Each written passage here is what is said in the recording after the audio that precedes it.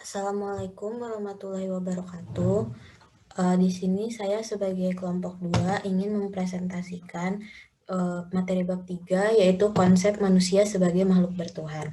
Di kelompok 2 kami terdiri dari Eldrian Dava, Ersya Anggraini, dan saya sendiri Farda Akila Alaya. Yang pertama, tujuan pembelajaran yaitu menjelaskan karakteristik manusia sebagai makhluk bertuhan. Yang kedua, menyebutkan implikasi kebertuhanan terhadap sikap pribadi dan sosial, menyebutkan implikasi kebertuhanan dalam membangun pribadi yang mulia, menjelaskan interpretasi kebutuhan dan antroposentris, menjelaskan konsep diri manusia Islami, menyebutkan tugas dan peran manusia sebagai hamba dan khalifah Allah, menyebutkan karakter positif dalam pengembangan diri sesuai dengan profesinya, menyebutkan tugas dan kewajiban manusia terhadap alam semesta, dan terakhir menyebutkan prinsip-prinsip Islam dalam pengelolaan alam semesta. Yang selanjutnya ada pendahuluan. Manusia itu adalah makhluk ciptaan Tuhan yang diberikan akal untuk membedakan hal baik dan buruk. Setiap manusia mempunyai karakter dan sifat berbeda dengan manusia satu dengan yang lainnya. Nah, dalam Islam, manusia yang lahir itu atas fitrah. Ini juga didukung dengan pernyataan hadis Muslim dari Abu Hurairah yang Rasulullah bersabda bahwa tidak ada seorang anak pun yang dilahirkan kecuali dilahirkan dalam keadaan fitrah. Maka kedua orang tuanya yang menjadikannya Yahudi, Nasrani, atau Majusi. Jadi setiap anak yang lahir itu fitrah dan orang tuanya yang membuat dia menjadi Yahudi, Nasrani, atau Majusi. Zaman sekarang kita mengenal pemahaman ateis, yaitu orang yang tidak mempercayai Tuhan. Dan pemahaman ini tuh sebenarnya kurang tepat. Terus pendapat ini kurang benar karena manusia telah diberikan anugerah berupa kepercayaan dari Tuhan. Jadi hanya setiap manusia berbeda dalam merealisasikannya. Jadi karena tiap makhluk hidup yang lahir itu tuh udah dikasih kepercayaan untuk percaya terhadap Tuhan, yaitu Allah. Tapi tiap-tiap manusia itu berbeda merealisasikannya. Ada yang memilih agama ini, ada yang memilih kepercayaan yang ini. Nah, pentingnya kita untuk mempelajari konsep manusia sebagai makhluk hidup bertuhan itu untuk memberikan pemahaman mengenai konsep kehidupan bahwa setiap manusia yang terlahir itu sudah diberikan kepercayaan terhadap Allah dan itu tergantung pribadi masing-masing dalam merealisasikannya. Nah, yang selanjutnya yaitu karakteristik manusia sebagai makhluk bertuhan. Jadi di dunia ini sendiri itu terdapat dua golongan manusia, yaitu manusia yang mempercayai keberadaan Tuhan, yaitu atau disebut dengan teis. Sementara manusia yang kedua yaitu manusia mempercayai Tuhan namun berbeda dalam merealisasikan agamanya karena mengikuti kepercayaan mereka sendiri. Nah, manusia yang percaya dengan Tuhan itu memiliki rasa kemanusiaan, rasa keyakinan, dan persaudaraan antar umat manusia. Jadi, ciri manusia sebagai makhluk Tuhan itu ada 4. Yang pertama itu mengakui kebesaran dan keagungan Tuhan yang diwujudkan dengan berbagai cara. Jadi, bagaimana cara kita mengakui kebesaran dan keagungan Tuhan? Jadi bisa beribadah, yaitu mencakup sholat, puasa, zakat, haji, atau umroh. Terus yang kedua, menyadari bahwa dunia dan seisinya itu adalah ciptaan Tuhan, termasuk kita ya sebagai makhluk hidup. Terus dapat membuktikan tanda kebesaran Tuhan melalui berpikir karena kita telah dianugerahi akal. Jadi karena kita udah dianugerahi akal sama Allah, jadi kita bisa berpikir kita bisa berpikir kalau Allah itu maha kuasa gitu. Yang kedua, memiliki keterbatasan dan kekurangan. Yang selanjutnya itu implikasi kebertuhanan terhadap sikap pribadi dan sosial. Ada 4 implikasi kebertuhanan, yaitu toleransi, menghargai dan menghormati keputusan manusia dalam beragama. Ini juga dicakup dalam undang-undang dasar kita ya. Terus tidak diskriminasi, harus adil dan berteman terhadap penganut agama apapun. Hidup humanis, yaitu percaya dapat membuat kehidupan yang baik sesuai dengan kemanusiaan walaupun berbeda agama. Jujur dan bertanggung jawab, yaitu meyakini bahwa Tuhan itu selalu melihat perbuatan kita dan akan dimintai pertanggungjawaban di hari akhir nanti. Terus yang selanjutnya, implikasi kebertuhanan dalam membangun pribadi mulia. Jadi karena manusia itu memiliki akal dan kepribadian, dua hal ini tuh menjadi pembeda antara manusia dengan makhluk hidup lainnya, menjadi pembeda antara kita, manusia, dan hewan. menjadi pembeda kita dan tumbuhan dan makhluk hidup lain. Jadi sebagai makhluk bertuhan, manusia itu harus mengaplikasikan nilai-nilainya sesuai dengan kaidah moral. Manusia yang memiliki kepribadian mulia itu akan selalu taat dan berbakti terhadap Allah Subhanahu wa taala dan mengikuti suri tauladan para nabi. Nah, untuk membentuk kepribadian mulia ini harus diawali dengan penanaman keyakinan dan keimanan terhadap Allah Subhanahu wa taala dan mempelajari dan menerapkan tauhid. Jadi kita untuk membentuk kepribadian yang mulia itu pertama kita harus yakin dulu terhadap Allah Subhanahu wa taala. Terus kita harus mempelajari Islam dan menerapkannya dalam kehidupan sehari-hari. Dalam membentuk kepribadian mulia membutuhkan waktu, proses yang bertahap, niat dan usaha yang istiqomah. Jadi untuk membentuk kepribadian mulia itu nggak gampang, jadi kita harus niat, harus ada proses, dan harus istiqomah. Nah, pribadi yang mulia itu adalah aset berharga yang harus diterapkan dalam hubungan manusia dan Allah. Jadi kalau kita berperilaku mulia kan otomatis kita mendapatkan pahala ya, gitu. Ya itu juga meningkatkan hubungan kita dengan Allah Subhanahu wa taala. Terus, kepribadian dapat dilihat dari penampilan, perkataan, dan tingkah laku. Terus, untuk menjadi pribadi mulia, kita harus mulainya dengan aktivitas positif. Jadi, ada beberapa hal yang dapat dilakukan untuk membentuk pribadi yang mulia. Yang pertama itu, membaca Al-Quran, memahaminya, memperdalam ilmu agama. Membaca Al-Quran itu bukan hanya sekedar membaca, tapi juga memahami makna dan arti yang terkandung di dalamnya. Terus juga menerapkannya dalam kehidupan sehari-hari. Terus memperdalam ilmu agama. Memperdalam ilmu agama itu termasuk beribadah ya, sama penerapan dari Al-Quran yang tadi. Terus yang ketiga itu menjalankan kewajiban agama, beribadah, puasa, sholat, menjalankan ibadah dengan ikhlas, belajar bersyukur dan sabar. Terus yang terakhir istiqomah. Jika hal-hal di atas dapat dilakukan secara berulang, semua dapat berubah dan akan terbangun kepribadian yang mulia. Nah, untuk selanjutnya itu akan dilanjutkan oleh Hadrian Dava. Sekarang saya akan menjelaskan poin yang interpretasi kebertuhanan antroposentris. Menurut Andi Hadianto 2020, pengalaman bertuhan dapat mempengaruhi kepribadian seseorang.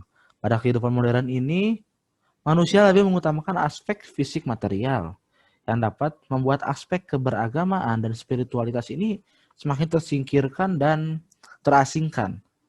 Ditambah lagi banyaknya budaya hedonisme dan konsumtif di kalangan masyarakat. Nah, modernitas ini juga telah menghilangkan realitas ilahi yang merupakan tujuan kehidupan manusia yang utama. Dan sekarang manusia malah mengutamakan aspek fisik material tadi.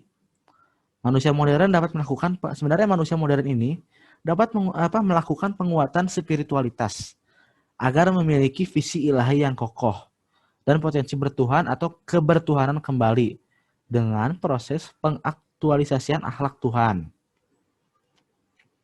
Nah, Andi Hadianto juga mengutip Syekh Hussein Nasr yang menghimbau manusia modern untuk mendalami dan menjalani praktik tasawuf.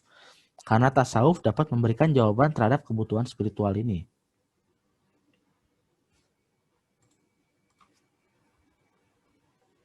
Nah, tasawuf ini merupakan metode pendidikan yang membimbing manusia ke dalam harmoni dan keseimbangan. Sehingga tasawuf memiliki peran yang sangat berpengaruh terhadap moral spiritual seperti dalam pendidikan. Apa sih isi tasawuf ini? Ada melakukan introspeksi diri atau muhasabah, ada meluruskan hal yang kurang baik, selalu berzikir. Sehingga manusia ini dapat berada pada sunatullah dan siratul mustaqim. Kemudian ada konsep yang selanjutnya di mana poin F, konsep dari manusia Islami. Di sini ada 6 konsep. Yang pertama ini sebagai hamba Allah menurut Quran surat Al-Bayyinah ayat 5 sebagaimana ditafsirkan oleh Al-Misbah karya M. Quraisyab. Pada hakikatnya manusia dari tujuan diciptakannya manusia yang paling utama adalah sebagai hamba Allah Subhanahu wa taala. Sebagai hamba, maka manusia wajib menyembah hanya kepada Allah Subhanahu wa taala dan tidak boleh menyembah selain daripadanya. Terus yang kedua itu ada sebagai Al-Nas menurut Quran surat An-Nisa ayat 1 dan Quran surat Al-Hujurat ayat 13. Sebagaimana ditafsirkan oleh Al-Misbah karya M. Quraisyab, manusia juga disebut Al-Nas di mana ini mengacu pada hakikatnya manusia dalam hubungannya dengan manusia lainnya atau apa namanya? Al-Minanas atau di dalam lingkungan sosial. Berarti hubungan antara manusia yang kedua ini poinnya. Kemudian yang ketiga, manusia sebagai Bani Adam. Menurut Quran Surat Al-A'raf ayat 26 dan 27, sebagaimana ditafsirkan oleh Al-Misbah karya M. Quraisyab dalam website tafsir, manusia juga disebut sebagai Bani Adam sebab keturunan dari Nabi Adam alaihi wasallam.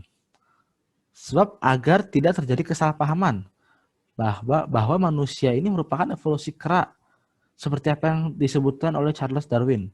Jadi kita harus percaya bahwa manusia itu sudah diciptakan sedemikian rupa sempurnanya oleh Allah Subhanahu wa taala.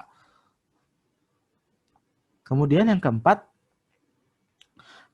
sebagai al-ihsan, di mana menurut Quran surat Hud ayat 9, sebagaimana ditafsirkan oleh Al-Misbah karya M. Quraisyab, manusia juga disebut sebagai al-ihsan karena manusia memiliki akal dan pikiran sehingga mereka mampu menguasai ilmu pengetahuan dan berpikir logis gitu. Yang kelima, sebagai al-bashar. Manusia disebut juga sebagai al-bashar atau makhluk biologis. Sebab manusia dikaruniai raga fisik berupa tubuh yang tumbuh dan berkembang sebagaimana ciri-ciri dari makhluk hidup semestinya. Di mana kita harus percaya bahwa kita itu cuma manusia biasa. Kita bisa sakit, kita bisa mati, kita bisa lelah, kita bisa capek dan lainnya. Terakhir yang keenam, sebagai khalifah Allah. Menurut Quran surat Syad ayat 26, sebagaimana ditafsirkan oleh Al-Misbah karya M. Quraisyab. Di dalam pandangan Islam, pada hakikatnya manusia diciptakan oleh Allah SWT sebagai khalifah atau sebagai pemimpin.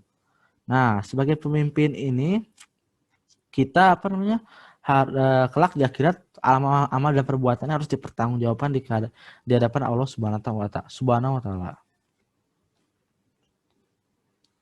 Kemudian ada poin G, di mana tugas dan peran manusia sebagai hamba dan khalifah Allah. Nah, kita sudah di sini bakal dijelasin apa sih tugas dan peran manusia kita sebagai hamba dan khalifah Allah. Nah, tugas dan peran manusia sebagai hamba, sebagaimana makhluk ciptaan Allah, menurut Quran surat Az-Zariyat ayat 56, sebagaimana ditafsirkan oleh Al-Misbah karya M. Quraisyab, manusia memiliki kedudukan layaknya makhluk yang lain, yaitu menjadi hamba Allah Subhanahu wa taala. Pada dasarnya, penghambaan merupakan wujud dari ketaatan, ketundukan dan kepatuhan Sang Pencipta, yaitu Allah Subhanahu wa taala. Menaati perintah-perintahnya atau menjauhi larangan-larangannya juga merupakan salah satu bentuk peran manusia dan tugas manusia sebagai hamba terhadap Tuhannya. Nah, kalau peran manusia atau tugas dan peran manusia sebagai khalifah, menurut Quran surat Al-Baqarah ayat 30, sebagaimana ditafsirkan oleh Al-Misbah karya M. Quraisyab, selain sebagai hamba Allah Subhanahu wa taala, manusia juga memiliki peran sebagai khalifah yang bertugas sebagai wakil Allah Subhanahu wa taala, mengelola dan memakmurkan bumi, menjaga keadilan dan kebenaran, menjaga bumi juga termasuk, serta menjadi pemimpin dan teladan baik bagi manusia lainnya. Itu sekian dari saya, akan dilanjutkan oleh teman saya. Karakter positif dalam pengembangan diri sesuai dengan profesinya.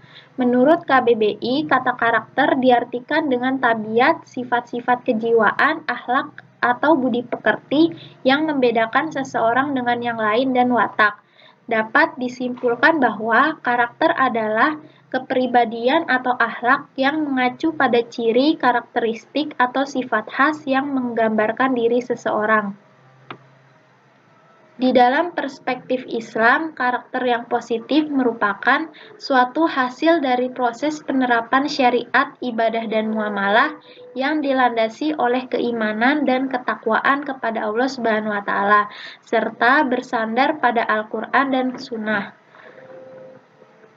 Akhlak sendiri merupakan keadaan sifat yang tertanam dalam jiwa yang darinya muncul perbuatan-perbuatan dengan mudah tanpa memerlukan pemikiran dan pertimbangan. Di dalam profesi, akhlak baik sangatlah penting dan diperlukan dalam mengatur dan mengelola dengan baik bumi serta seisinya. Berikut merupakan akhlak positif dalam profesi. Yang pertama, bahwa pekerjaan itu harus dilakukan berdasarkan kesadaran dan pengetahuan yang memadai. Tanpa adanya kesadaran dan pengetahuan, maka akan muncul keburukan yang dilakukan oleh manusia. Yang kedua, pekerjaan harus dilakukan berdasarkan keahlian. Lalu yang ketiga, berorientasi kepada mutu dan hasil yang baik. Yang keempat, pekerjaan itu senantiasa diawasi oleh Allah, Rasulullah, dan masyarakatnya. Tugas dan kewajiban manusia terhadap alam semesta. Mengapa kita sebagai manusia penting untuk melaksanakan tugas dan kewajiban terhadap alam semesta? Karena hanya manusia yang dapat menjaga, mengelola, dan merawat alam semesta ini agar dapat bertahan dan dilestarikan untuk keberlangsungan kehidupan manusia. Apabila manusia tidak melaksanakan tugas dan kewajiban untuk menjaga alam semesta, maka akan membahayakan kehidupan manusia itu sendiri. Namun, jika manusia melaksanakan tugas dan kewajiban untuk menjaga alam semesta dengan menjaga, mengelola, dan merawat sebaik mungkin, maka manusia itu akan dapat memanfaatkan hasil dari alam semesta ini. Contoh tugas dan kewajiban menjaga alam semesta adalah saat menggunakan air tidak berlebihan. Jika kita berlebihan, maka hanya ada kesengsaraan yang datang kepada manusia, seperti akan mengalami kekeringan di musim kemarau. Tetapi jika kita menggunakan air seperlunya, maka air akan tetap tersedia untuk keberlangsungan hidup manusia. Prinsip-prinsip Islam dalam pengelolaan alam semesta. Yang pertama, manusia harus menyadari bahwa alam semesta dan isinya adalah ciptaan dan milik Allah Subhanahu wa taala. Yang kedua, manusia harus menyadari bahwa semua yang ada di alam semesta ini dapat bermanfaat untuk kelangsungan hidup manusia sehari-hari. Yang ketiga, manusia harus menyadari bahwa dalam menggunakan dan menikmati alam semesta ini tidak boleh berlebihan atau boros, karena orang yang berlebihan atau boros tidak disukai Allah. Sekian dari kelompok kami. Terima kasih. Wassalamualaikum warahmatullahi wabarakatuh.